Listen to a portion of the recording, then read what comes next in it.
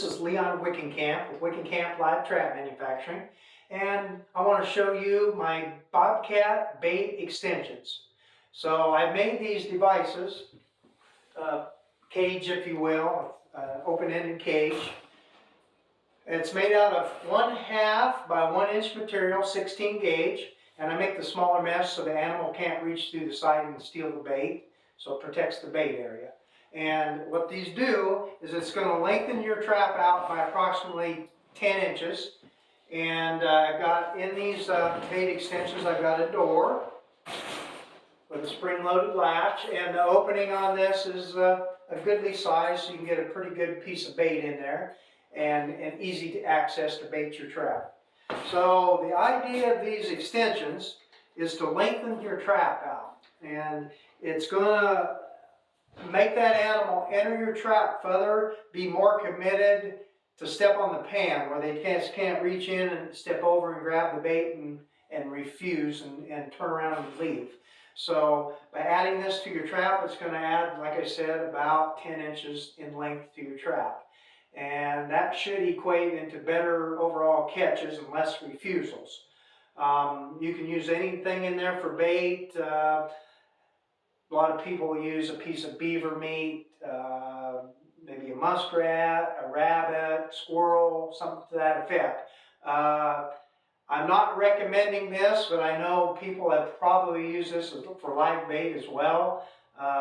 You'll have to check your state laws. I'm sure it's not legal in most of the states. Live bait is generally frowned upon, but it's an extension to add to the bait length of your trap to make the animal commit to that pan, get them further in the trap. That's the idea. Now, it is made out of the smaller mesh, but I would still recommend probably covering your traps. Most people will kind of enclose their traps so the only end open is obviously the door open end where they enter the trap, and it keeps some of the unwanted animals from trying to get to the side, or keeps the interest of the animal to work it from one direction. So I'm going to go ahead now and show you how to add this to the Model 20. I do make this for the Model 18 and the Model 20, two different sizes.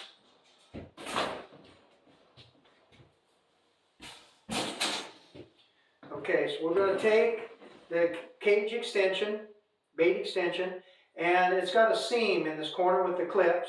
And I usually open that up just a little bit at the seam and bend them back so you can start that corner first on your trap.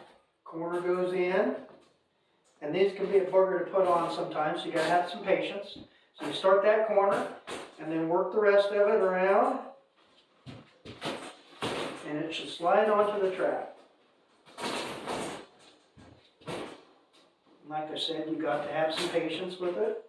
It will fit. I purposely make them to fit snug, so everything is snug. And when you're done, you're going to slide it onto the trap 1 inch. So you're going to mesh it up 1 inch onto the wire, and at that point you can take your trap stake that comes with your Bobcat trap, 3/8 stake that's approximately, looks like about 36 inches long. And we're going to stick this down through, and you can thread it through, once again, both wires.